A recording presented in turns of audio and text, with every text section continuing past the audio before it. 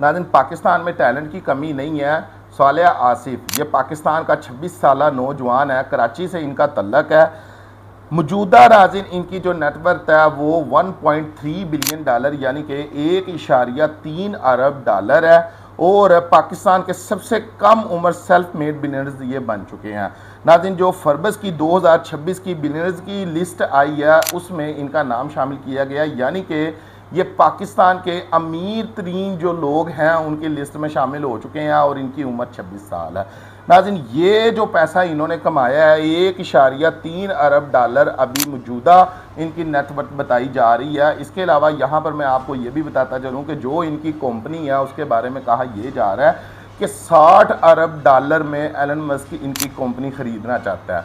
नाज़रीन, 60 अरब डॉलर को बासानी आप इस तरह समझ पाएंगे कि मौजूदा जो सूरत हाल पाकिस्तान की चल रही है, इसमें यूएई ने पाकिस्तान को जो कर्जा दिया था 2 अरब डॉलर का, वो जब पाकिस्तान से वापस मांगा गया तो पाकिस्तान की हुकूमत के पास फिल वक्त 2 अरब डॉलर मौजूद नहीं था। सऊदीया से पाकिस्तान ने 2 अरब डॉलर लेकर यूएई को उसका कर्जा वापस किया। तो यहाँ पर आप अंदाज़ा लगा सकते हैं कि सालिया आसिफ पाकिस्तान और पाकिस्तान की मईशत के लिए एक कितना बड़ा नाम है, और पाकिस्तान का नाम ये बंदा किस हद तक 26 साल की उम्र में ही रोशन कर चुका है, जिसकी मौजूदा जो नेटवर्थ है वो 1.3 बिलियन डॉलर यानी कि 1.3 अरब डॉलर है, और एलन मस्क इसकी कंपनी 60 अरब डॉलर में ख़रीदना चाहता है।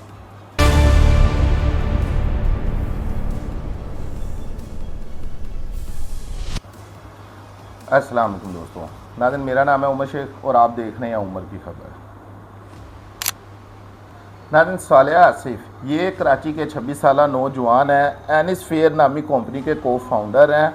इन्होंने एक AI based code editor tool बनाया है, इसको कर्सर का नाम दिया जा रहा है। यानी कि अगर मैं आप लोगों को आसान अल्फाज में समझा सकूं तो जितने भी एआई टूल्स हैं, चैट जीपीटी, ग्रुक या दूसरे भी जितने एआई टूल्स हैं, इनका जो नाज़रीन बनाया गया ये AI based code editor tool है, ये इनसे एक कदम आगे फिल वक्त पूरी दुनिया में कहलाया जा रहा है।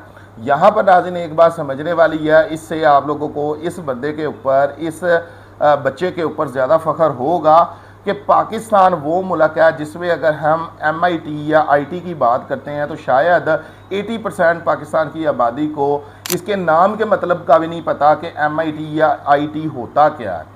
ऐसे मुल्क में रहते हुए इस बंदे ने एक ऐसा टूल ईजाद किया है जिसे आज एलन मस्क 60 अरब डॉलर में ख़रीदना चाहता है।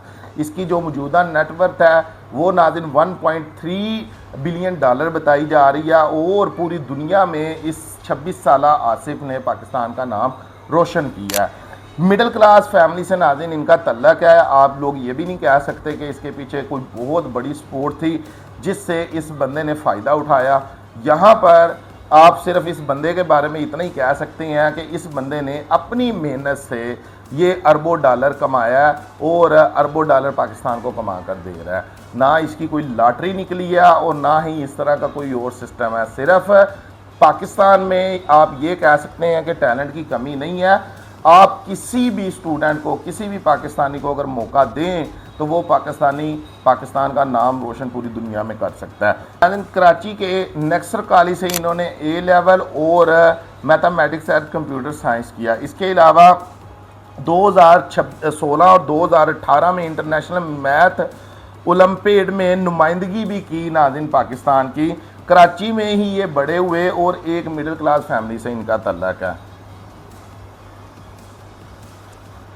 नाज़रीन 2022 में सालिया आसिफ ने अपने 3 दोस्तों के साथ मिलकर एनिस्फेयर नामी कंपनी कायम की। इनकी जो असल प्रोडक्ट है वो कर्सर है। ये एक एआई पावर्ड कोड एडिटर है, यानी कि अगर सैकड़ों या हज़ारों पेज के ऊपर भी कोई आपका प्रोग्राम है वो ये उसका एक कोड बना कर देगा आपको, और बाआसानी वो सारी इन्फॉर्मेशन आपको देगा जो आपको घंटों या कई दिनों की मेहनत से चाहिए होती थी। अगर आप इससे अपनी वेबसाइट बनवाना चाहते हैं एआई टूल से, तो ये आपको उस वेबसाइट के मतलब मुकम्मल इन्फॉर्मेशन देगा। ना सिर्फ मुकम्मल इन्फॉर्मेशन देगा बल्कि आपको वो वेबसाइट बना कर देगा।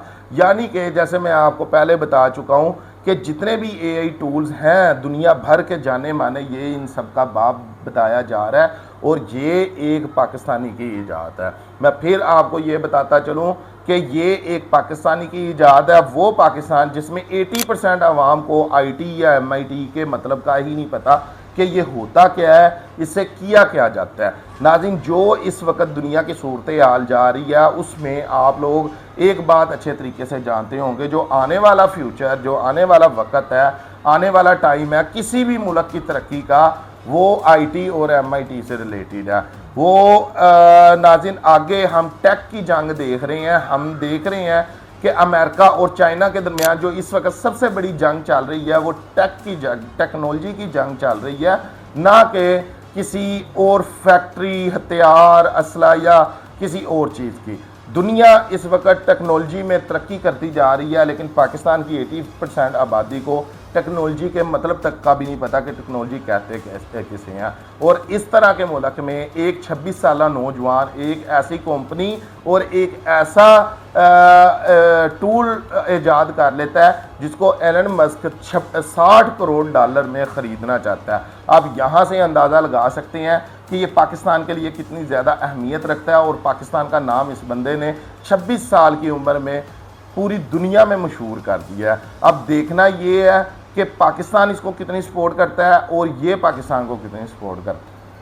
आप नाज़रीन, इसकी कंपनी की जो वैल्यू है, इसके टूल्स की जो वैल्यू है, उसका अंदाज़ा यहाँ से लगा लें कि जो बड़ी बड़ी दुनिया की कंपनी हैं जैसे नवीटा हो गया, डोब हो गया, ओबर हो गया, वो सालिया आसिफ का जो सॉफ्टवेयर है उसको इस्तेमाल कर रहे हैं। इसकी कंपनी की जो वैल्यूएशन है वो मुख्तलिफ रिपोर्ट के मुताबिक 29.3 बिलियन डॉलर तक पहुंच चुकी है, यानी कि 29.3 अरब डॉलर तक इसकी कंपनी की जो वैल्यू है वो पहुंच चुकी है।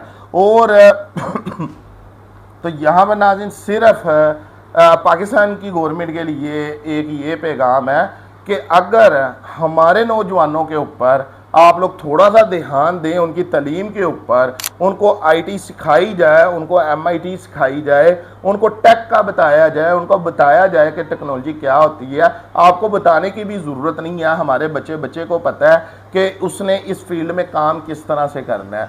सिर्फ आप लोग उनको थोड़ी सी सहूलत फ्राहम करें, आप लोग उनको, क्योंकि ये जो एजुकेशन होती है थोड़ी सी महंगी भी होती है, तो इसमें आप लोग उनकी थोड़ी सी हेल्प कर दें तो यकीन कीजिएगा कि पाकिस्तान दुनिया का अमीर तरीन मुल्क बन सकता है। अगर हम आईटी की बात करते हैं तो इंडिया हमसे कई गुना ज़्यादा आगे है, बल्कि आगे पीछे की बात ही नहीं है। पाकिस्तान उस लिस्ट में ही नहीं शामिल होता जिस लिस्ट में आईटी के ममालिक आते हैं। तो इंडिया के जो स्टूडेंट हैं, इंडिया के जो नौजवान हैं, वो भी ऐसा कारनामा नहीं कर सके जैसा एक पाकिस्तान के नौजवान ने कारनामा कर दिया। तो यहाँ से आप लोग उस जहन का अंदाज़ा लगा सकते हैं जो पाकिस्तान के नौजवानों में इस वक्त पाया जाता है। अल्हम्दुलिल्लाह, सिर्फ इनके ऊपर थोड़ी सी तवज्जो देने की ज़रूरत है। अब के लिए इतना ही। अपना बहुत सारा ख्याल रखिएगा। शुक्रिया। अल्लाह हाफ़िज़।